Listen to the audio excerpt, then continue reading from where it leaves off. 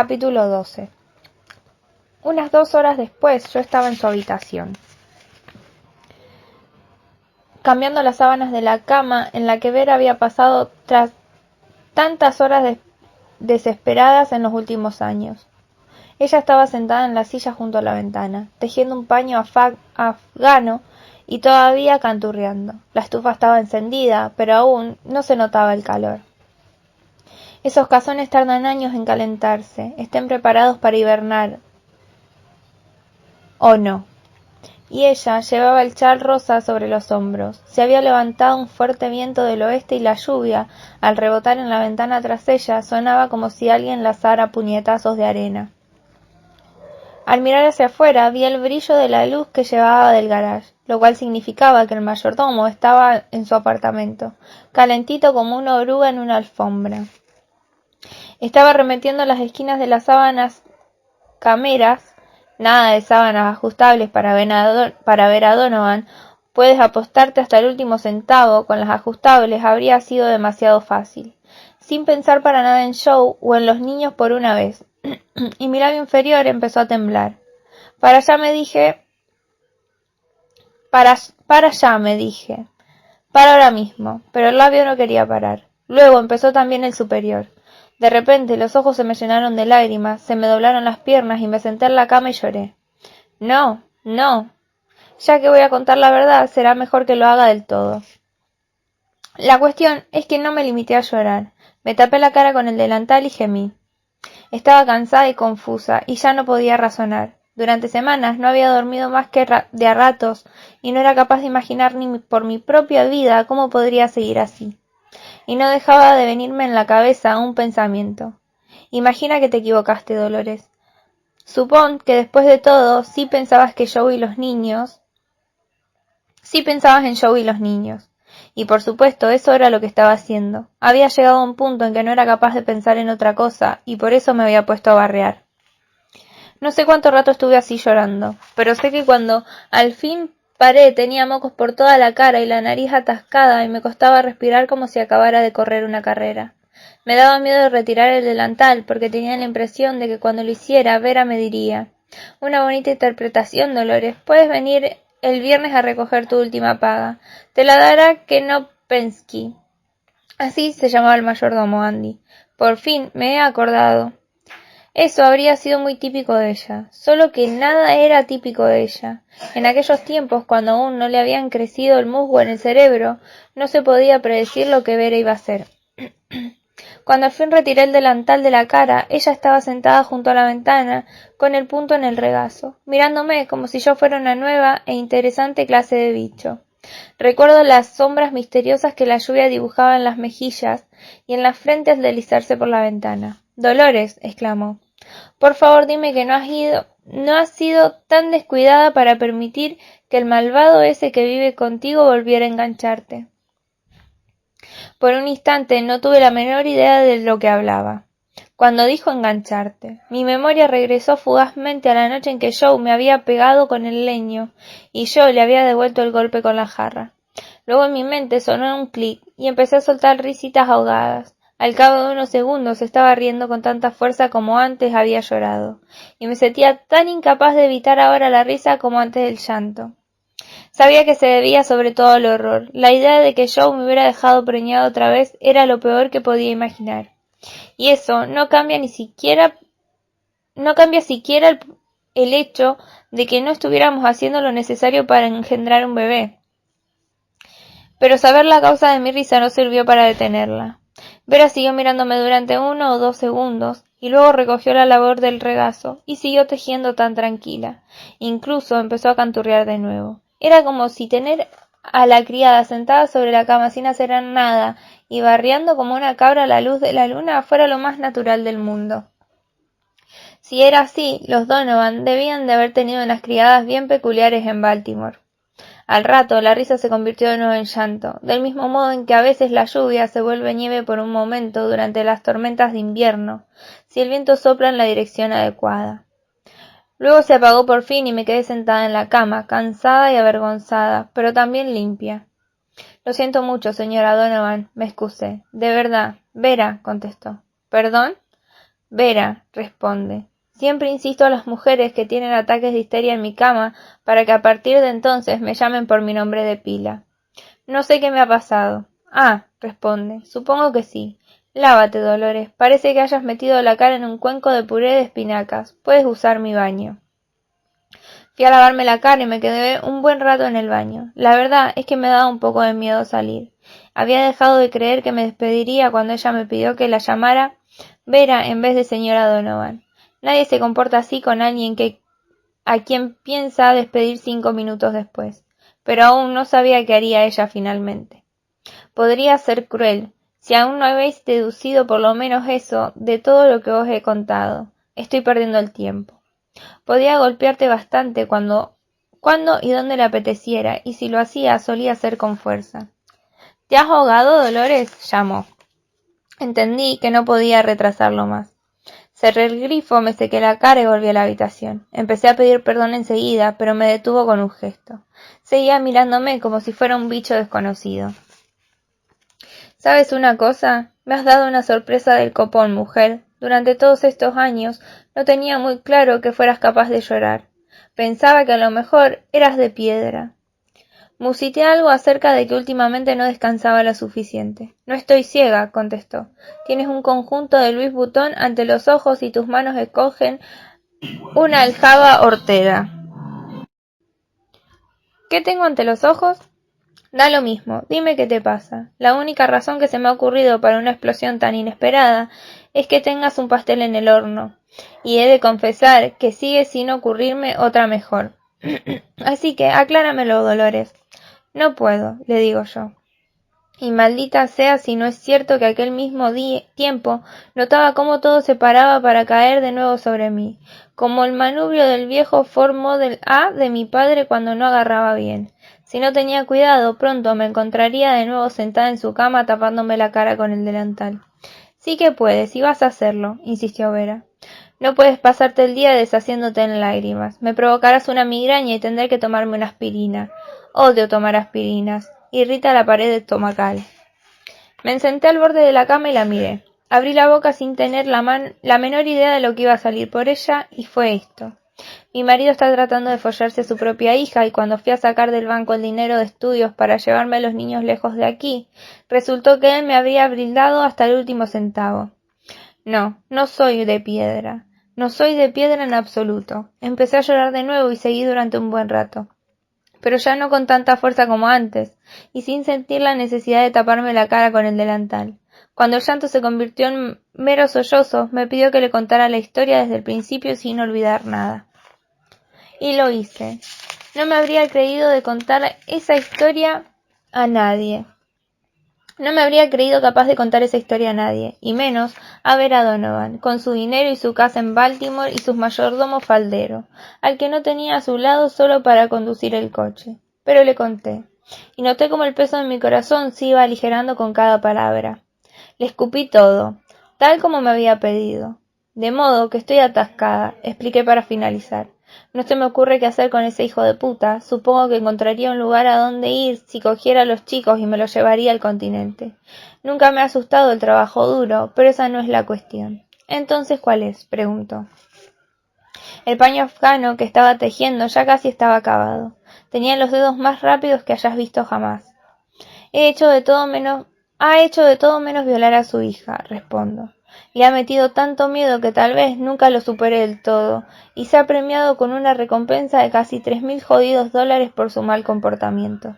No puedo permitir que se salga con la suya. Esa es la puta cuestión. ¿Ah, sí? Dice ella.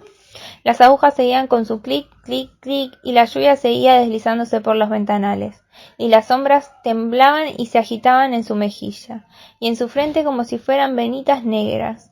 Al verla así me acordé de una historia que solía contar mi abuela, sobre las hermanas que tejen nuestra vida desde las estrellas. Una aguanta la madeja, otra la va enrollando, y la tercera corta cada hebra cuando se le antoja. Creo que el nombre de la última era Atropos. Incluso si no lo era, ese nombre siempre me provoca escalofríos. Sí, le digo yo, pero que me parta un rayo si he descubierto el modo de darle lo que se merece. Clic, clic, clic. Se detuvo el tiempo necesario para beber un trago de té de la taza que tenía a su lado. Más adelante llegaría una época en la que sería capaz de echarse el té por las orejas y beberse el champú. Pero en otoño de 1962 todavía era más fina que el filo de la navaja de afeitar de mi padre. Cuando volvió a mirarme, parecía como si sus ojos me abrieran un agujero de parte en parte. ¿Qué es lo peor, Dolores?, pregunta al fin, mientras deja la taza y toma de nuevo las agujas. ¿Qué dirías tú que es lo peor? No para Selena o para los chicos, para ti. Ni siquiera me detuve a pensarlo. Ese hijo de puta se estaría riendo de mí, contesté. Para mí, eso es lo peor. A veces lo veo en su cara, no se lo he dicho, pero sabe que fui al banco, lo sabe de sobras y sabe que lo descubrí. ¿Podrían ser imaginaciones tuyas? Si lo son, me importa un carajo, le respondo yo con un estallido. Es como lo siento. Sí, dice ella, lo importante es lo que uno siente. Estoy de acuerdo. Sigue, Dolores. Iba a contestar. ¿Cómo que siga? Eso es todo. Pero supongo que no era lo único, porque algo salió de repente como un comodín de una baraja.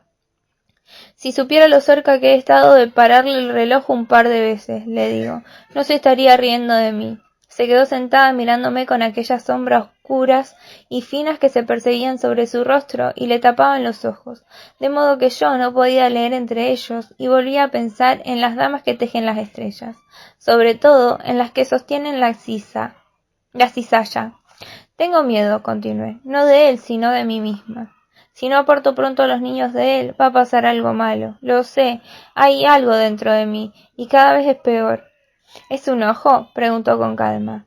Menudo frío me entró. Era como si hubiese encontrado una ventana en mi cráneo y la usara para activar directamente mis pensamientos. ¿Algo parecido a un ojo? ¿Cómo lo sabe?, susurré. Mientras permanecía allí sentada, se me puso la piel de gallina en los brazos y me estremecí. Lo sé, contestó, y empezó a tejer una nueva hilera. Sé todo lo que hay que saber sobre eso, Dolores.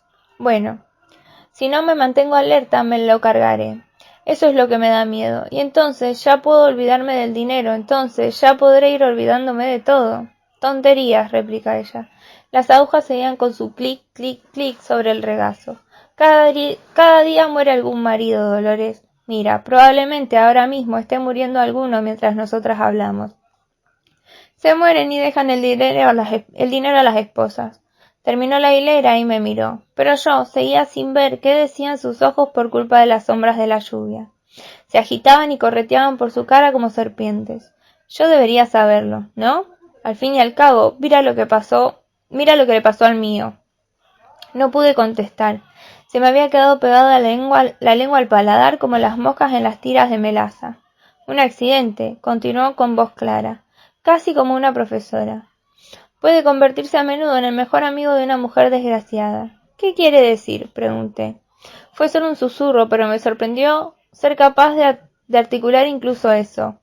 Bueno, lo que tú quieras pensar, responde ella. Luego ensayó una mueca que en realidad era más una sonrisa abierta. A decir verdad, Andy, aquella mueca me heló la sangre. Solo debes recordar que todo lo tuyo es suyo y todo lo suyo es tuyo. Si le ocurriera un accidente, por ejemplo, el dinero que ha metido en su cuenta bancaria pasaría a ser tuyo. Así es la ley de este maravilloso país nuestro.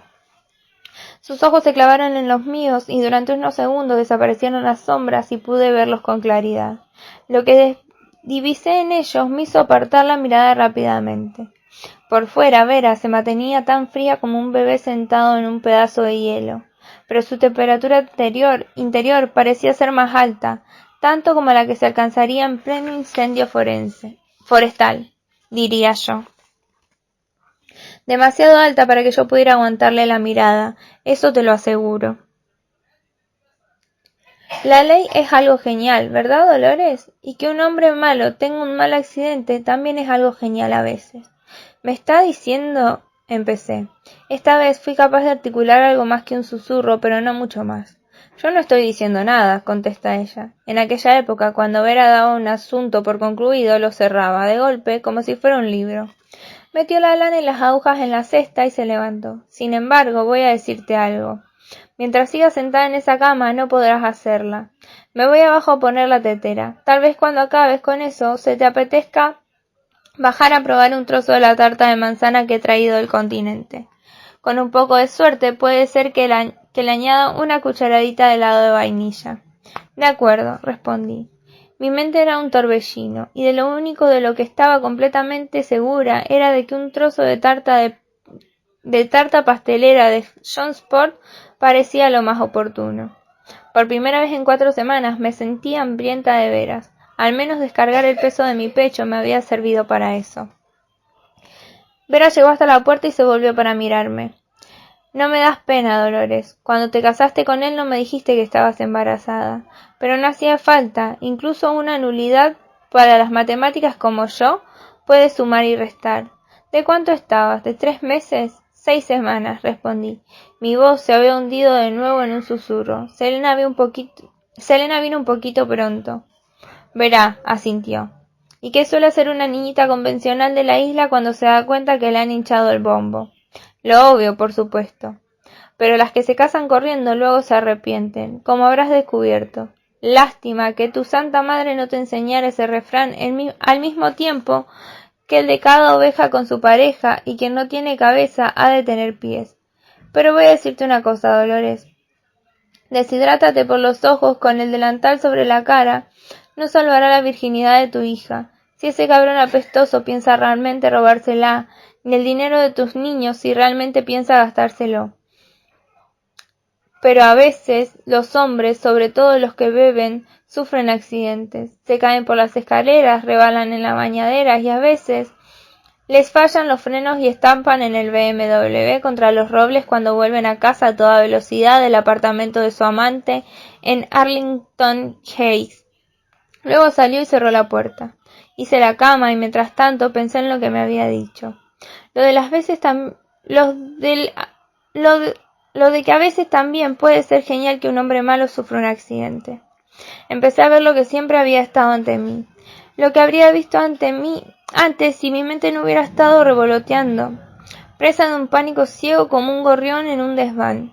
Cuando nos tomamos la tarta y acompañé a Vera arriba para que hiciera la siesta, las posibilidades estaban claras en mi mente.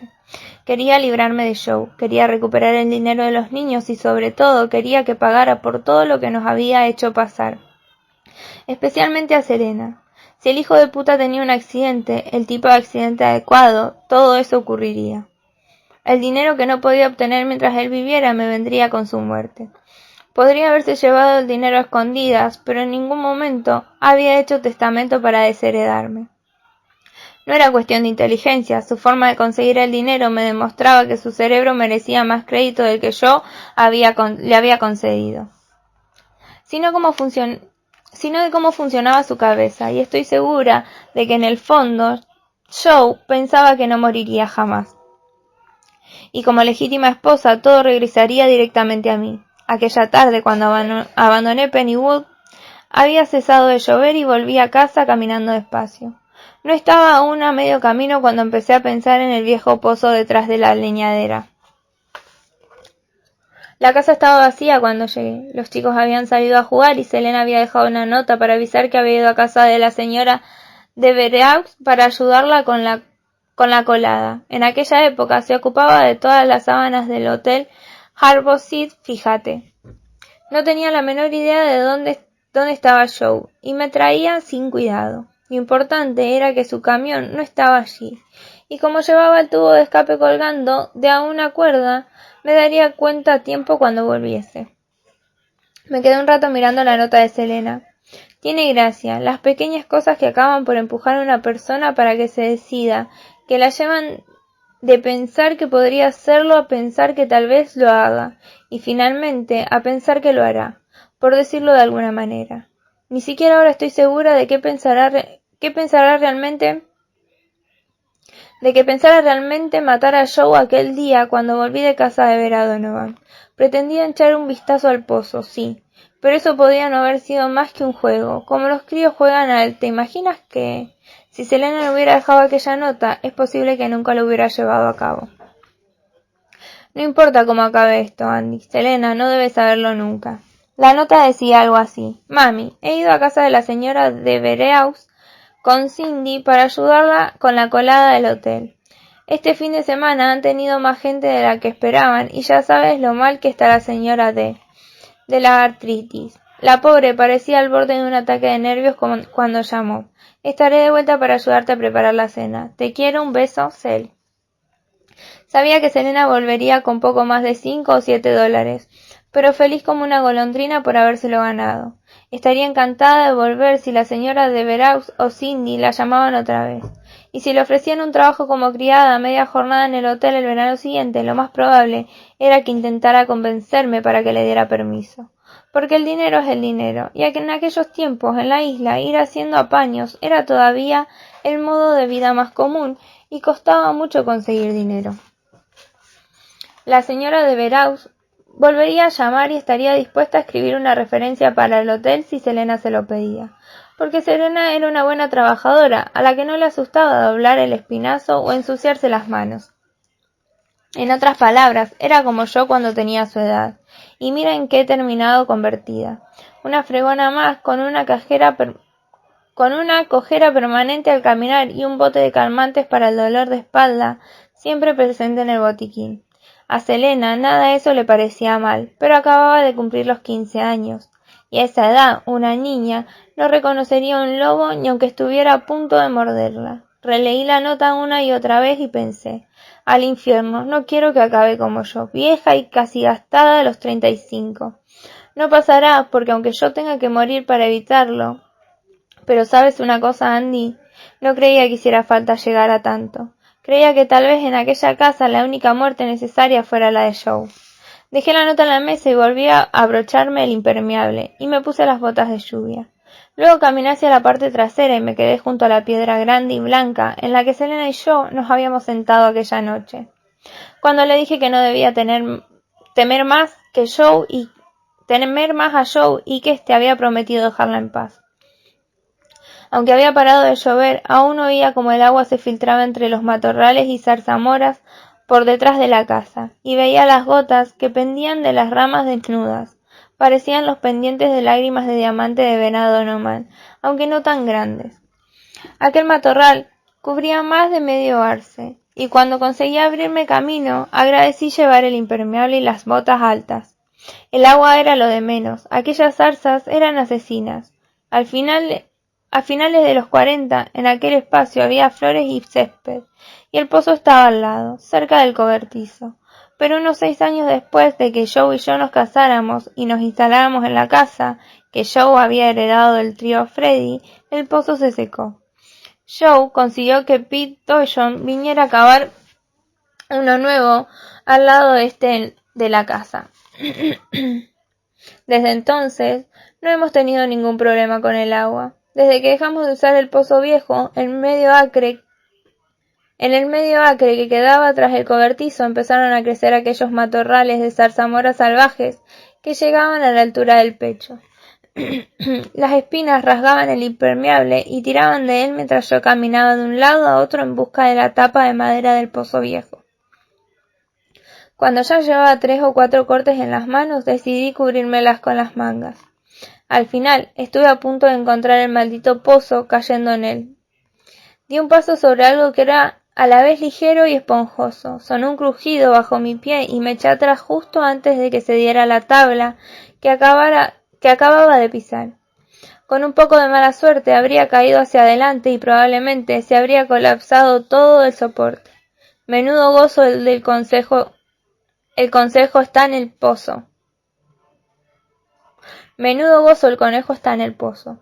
Me puse de rodillas, manteniendo la mano delante de la cara para que las zarzas no me arañaran las mejillas o me sacaran los ojos, y eché un buen vistazo. La boca medía cerca de 1,5 metros de ancho y otro tanto de largo. Todas las tablas estaban blancas, deformadas y podridas. Empujé una con la mano y fue como si tocara un pedazo de regaliz. La tabla que acababa de pisar estaba combada y vi que asomaban las astillas levantadas por mi pisotón. Desde luego, yo habría caído, y en esa época pesaba cerca de 55 kilos. Joe pesa al menos 25 kilos más.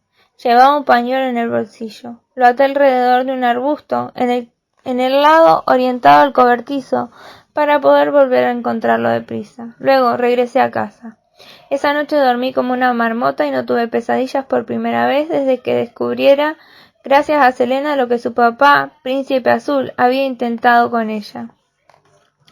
Eso ocurrió a finales de noviembre y durante un tiempo no quise hacer nada. Supongo que no hace falta que os digáis la razón, pero lo haré de todos modos.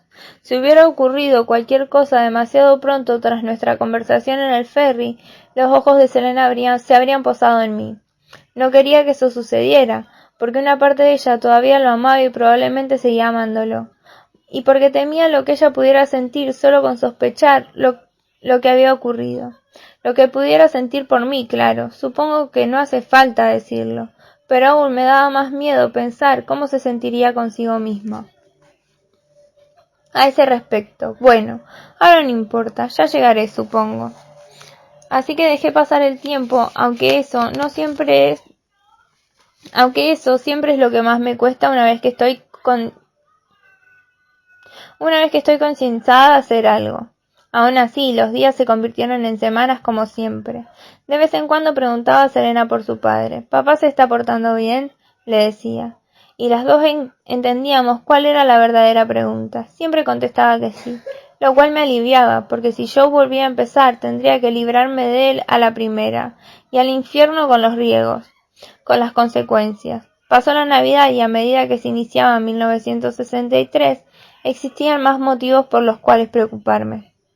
Uno era el dinero. Cada mañana me levantaba pensando que aquel mismo día él empezaría a gastárselo. ¿Cómo no iba a preocuparme? Se había gastado los primeros 300 de inmediato, y si habría manera de evitar que fuera dilapando el resto mientras yo dejaba que el tiempo se tomara su tiempo, como dicen en las reuniones de Alcohólicos Anónimos. No quiero ni contaros cuántas veces busqué las malditas libretas que le habían dado al abrir su cuenta nueva con aquella pasta, pero nunca las encontré, o sea que solo podía vigilar a ver si llegaba a casa con una cadena nueva o un reloj caro en la muñeca, y esperar a que no hubiese perdido ya una parte, o todo, en alguna de las partidas de póker con fuertes apuestas a las que afirmaba asistir cada fin de semana en Ellswood y Bangkok. Nunca en toda mi vida me había sentido tan desesperada. Además, estaba la cuestión de cuándo y cómo iba a hacerlo, si al final tenía el ánimo de hacerlo, claro. La idea de usar... No puede ser, exclamé.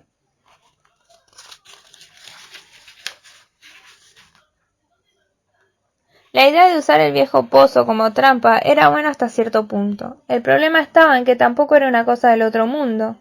Si moría limpiamente como en la tele, todo saldría bien, pero incluso hace 30 años yo tenía mundo suficiente para saber que las cosas casi nunca son como en la tele. Y si después de caer se ponía a gritar, por ejemplo, la isla no estaba tan urbanizada como ahora, pero aún así teníamos 3 vecinos a lo largo de la zona de East Lane: los Caron, los Langhill y los Hollander. Tal vez no oyeran los gritos procedentes de los matorrales de zarzamoras detrás de casa, pero por otro lado puede que quizás sí, sobre todo si el viento era fuerte y soplaba en dirección adecuada. Y no solo eso. Como el pueblo conecta con el cabo, East Lane podía estar muy concurrida. A todas horas pasaban camiones y coches por delante de casa. No tantos como ahora, pero sí lo suficientes para preocupar a una mujer que estuviera pensando en lo que yo pensaba. Cuando ya casi había decidido no usar el pozo para cargármelo, que era demasiado arriesgado, llegó la respuesta. También esta vez fue ver a quien me la dio, aunque creo que ni ella misma lo sabía. Fijaos, estaba fascinada por el eclipse, pero casi toda la temporada en la isla, y a medida que el invierno tocaba a su fin, cada semana enganchaba un artículo nuevo en el tablón. Al empezar la primavera, con sus vientos fuertes y sus frías tempestades, aún pasaba más tiempo aquí, y los artículos nuevos aparecían casi cada 2 días. Había recortes de los periódicos locales, otros de los periódicos de lejos como del Gubb y del Times de Nueva York, y de las revistas como Scientific American, Se emocionaba porque estaba segura de que el eclipse llevaría por fin a Donald y a Helga de vuelta a Pinewood. Me lo repetía una y otra vez, pero también se emocionaba por sí misma. A mediados de mayo, cuando por fin el clima se volvió más cálido, ya se había instalado aquí casi definitivamente. Ni siquiera hablaba de Baltimore, solo hablaba del jodido eclipse. Tenía 4 cámaras, y no estamos hablando de los Brownier Star Flashers. En el armario de la entrada, 3 de ellas ya estaban montadas en sus trípodes. Tenía 8 o 9 gafas de sol especiales en unas cajas abiertas hechas a propósito que ella llamaba visores de eclipse, periscopios con espejos especiales tintados y yo que sé qué más. Entonces, hacia finales de mayo, entré y vi que el artículo enganchado en el tablón era del periódico local The Walking Dead. El Arborcide será centro del eclipse para residentes y veraneantes, decía el titular. La foto mostraba a James Gannon y Harley Fox haciendo algún trabajo de carpintería en el tejido del hotel, que entonces era tan liso y amplio como ahora. ¿Y sabéis qué? Sentí que algo se movía en mi interior, al igual que me ocurrió al ver el primer artículo enganchado en aquel mismo lugar.